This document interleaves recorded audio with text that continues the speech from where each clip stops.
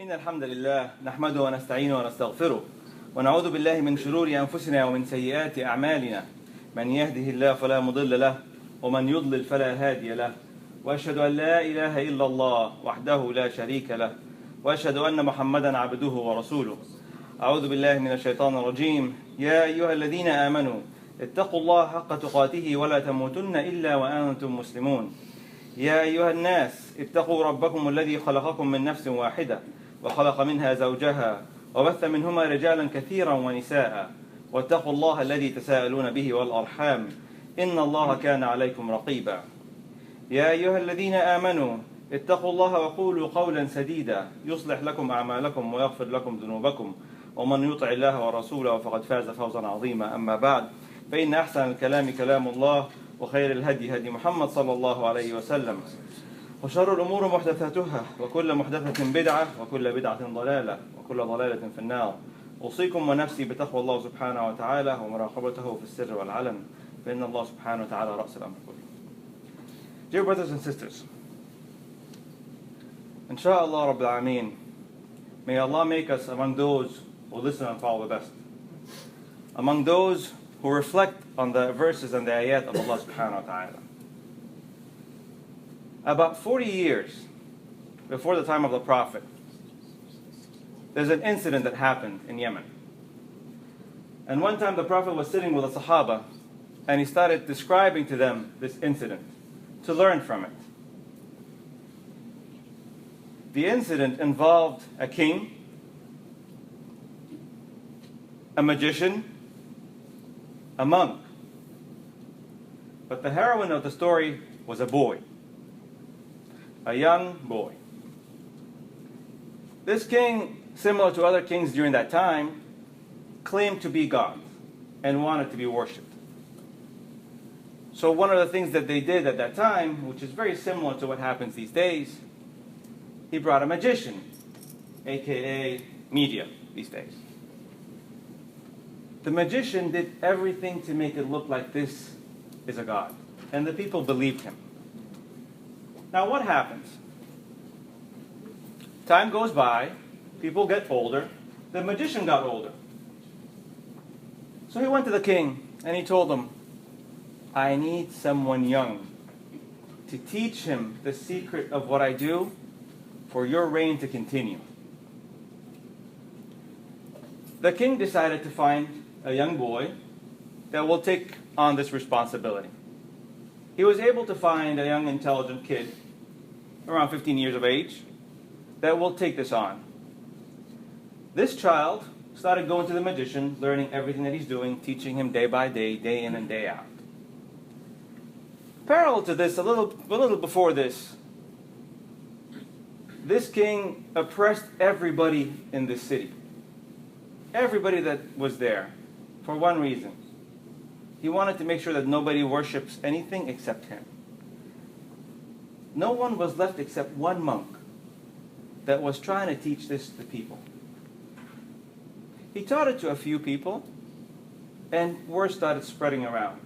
When the king found out that there's something like this going on, he was able to capture one of them, torturing him until he gave in and said, there is a monk that's preaching this information. The monk heard about it, so he decided to do what? Leave and escape. To set aside, not to get, so that way he'll be able to find someone else to teach him the message of Allah subhanahu wa ta'ala. So what happens? That young kid starts learning from the magician. But apparently, subhanAllah, for Allah's knowledge, this kid on his path going back and forth, where would he pass by? He would pass by the cave of that monk. And he knew that this is the kid that's learning magic from the magician. So one of the times, the kid fell in a hole. And the monk told him, you know magic, right? Get yourself out of that hole. Well, the kid understood that I can't get myself out of that hole. And the monk told him, come to me and I'll explain to you what is going on and what the magician is doing. So he explained to him the trickery, and everything that the magician was trying to teach him everything was false. And he tried to explain to him not worshiping Allah, but explain to him bigger picture things. At that point, the kid had a choice. Should I go to the magician or should I go to the monk? We all have that choice. Should I go left or should I go right? Let's follow and see what this child did. So one of these times, the kid would go to the magician, and then on his way back, I'll pass by the monk and see what he's doing. At a certain point, he realized, let me ask about this monk. He asked around, and interestingly enough, he found out that this monk was a very pious man. People liked him, but something funny was about him. People didn't know what it is. This is what's called being a pious person or a religious person these days. Something's wrong with him. He's off. He's not like the normal people. But that was the only thing. But he was a kind person. People liked him. So to that extent, he was a good person. So the kid decided, I'll continue going to that guy and see what happens. Little by little, he started getting connected to him, to the extent that when he would go to the magician, he would go there late. And what would the magician do? You're late. He would hit him. On his way back, where does he go? He goes to the monk, passes by the monk. So he goes home, what? Late. So his parents would hit him. This kept happening, and he decided, I need to go to someone. Who would he go to? The magician that was hitting him? Or his parents that were hitting him? He went to the monk. And he asked him, what do I do? He said, okay, if you're going to the magician and you're late, just tell him my parents helped me back. If it's the other way around, do the other thing. This is a note for the parents here that you have to be careful. Don't leave avenues for your children to talk outside. Make sure that they always come back to you. Because this kid was lucky, the monk was a good person, so it turned out to be good for him. So the kid decided to continue going to the monk. But something inside of him was questioning everything that was going on. And at the same time, he's going to the magician. Now remember this, the monk never told him, do not go to the magician. He kept going to the magician.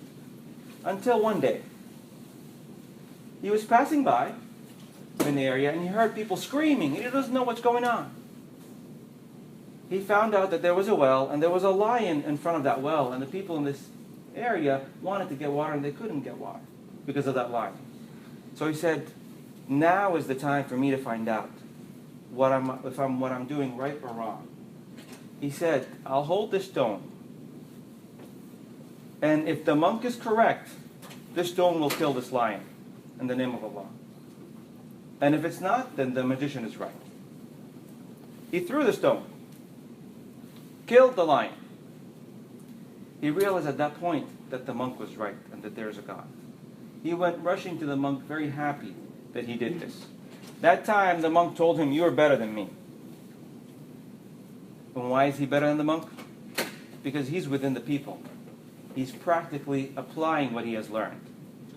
He understood one thing. I cannot go and give da'wah and talk to people about worshiping Allah. But I know one thing. I know people need stuff. They need to be healed. They need to be helped. So this is what I'm going to do. I'll go help people. And he started helping people. How did he help them? He would make dua. He would go to people and make dua for them.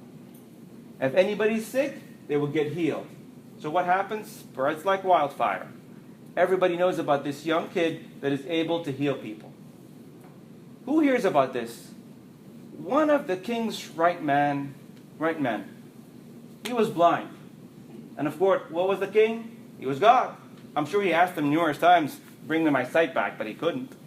So he heard about this boy, and he said, you know what? I'll get this boy. I'll give him all the wealth that I can, and have him bring back my eyesight. Brings the boy in. The boy goes talk to him and tells him, this is what you need to understand. I do not heal. I make dua, and that's how I heal. If you believe in Allah, at that point, I'll make dua for you. Now, all this time, the kid has been doing what? Making da'wah without making da'wah. He's just helping people out. But when it was the right time, he went ahead and told him, I'm making this in the name of Allah. He made dua, and the man was healed. This wealthy man that finally is able to see, what did he do? Go enjoy his stuff? No. He goes to the kings and lets him know that this is what happened. Of course, what the king will do, he will torture him, punish him, until he gave in and he said that the kid taught him this. What does the kid do? He brings in the kids get tortured, and what happens to the kid? He gives in the monk. Now there's, in front of the king, the kid, the monk, and the blind man. They're all standing there. These are the only 3 believers at that time. In order for the king, to shake this whole thing, can he kill the kid? No, for one reason. People love him. Why? Because he heals them. Does anybody know anything about the blind man that turned eyesight? No. Does anybody know anything about the monk? No. So what he decided to do, I'm going to kill my friend first, just to scare them off. Kills the first, tries to scare them off, nothing changes. He goes to the monk in front of the kid. Say that you believe in me. He said, nope, I believe in Allah. He kills the monk. Now, what does he do with the kid? I'm going to kill you. But he said, I can't do that. Why not? Because if I do that, people will say, why is the king afraid from this little kid that's helping people? So he devised a plan. The kid is going to go on a mountain hike. Among whom? The soldiers of the king. When they go up there, push him off. They go up there. This is what I want you to learn. The kid says what? Allahumma kfinihim bima shi't wa kayfa shi't. Oh Allah, protect me. However way you want. Whichever way you want. The mountain shakes. The kid comes back walking. He goes to the king. I'm still here. He said, okay, round 2. Go on a fishing trip. Go with another crew of his soldiers. So that he would drown, and he would say he died on a fishing trip. He would go there. Same thing. Kid goes, Allahumma kfinihim bima shi't wa kayfa shi't. The ship falls off. Kid comes back. But this time he's coming back saying, La ilaha illallah. And the city's walking behind him. Going to the king. And he goes to the king. Now he has power. Now everybody knows him. He says what? You want to kill me? There's only one way to kill me. Bring everybody in the city. Get this bow and arrow, and you have to repeat what I say. If you don't, that's not going to happen. He brings the kid, gathers everybody, brings the bow and arrow, and the kid tells him to say what?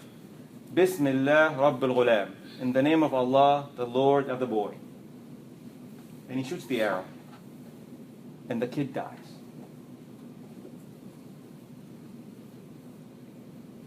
In front of everybody. What did this king just do? He proved that he's not God. He proved in front of everybody. I'm saying Bismillah Rabbil Ghulam. I have nothing to do with this.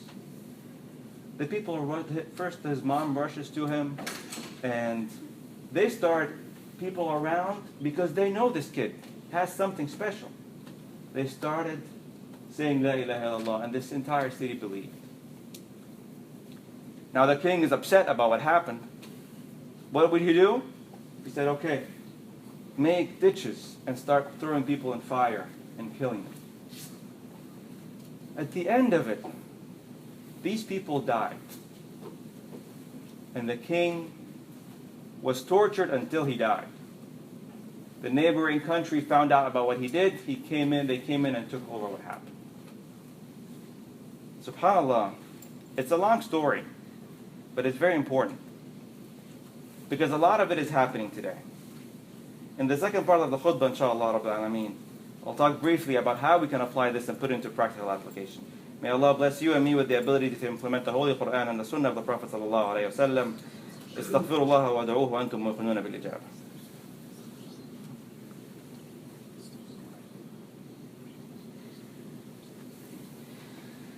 Bismillah, alhamdulillah, wa salatu wa salamu ala rasulillah. There is so much we can learn from this story. It's a long story and there are so many beautiful things about it. Such as choices that we make every day. Should I go to the monk or should I go to the magician? Should I take the right path or should I take the left path? Wanting to learn and striving to learn. That young boy wanted to learn and always wanted to go through the process of learning. Whether it's with the magician or with the monk. Community service. Helping out others. Not necessarily making da'wah and going saying la ilaha illallah. Just help others, help people out. And the power of dua and how the child was making dua to people. All this said, this is what I want to focus on. This story or these ayat were mentioned in the Quran. And I'm going to mention two specific ayat at the end. أعوذ بالله من الشيطان الرجيم. This is Surah Al-Buruj.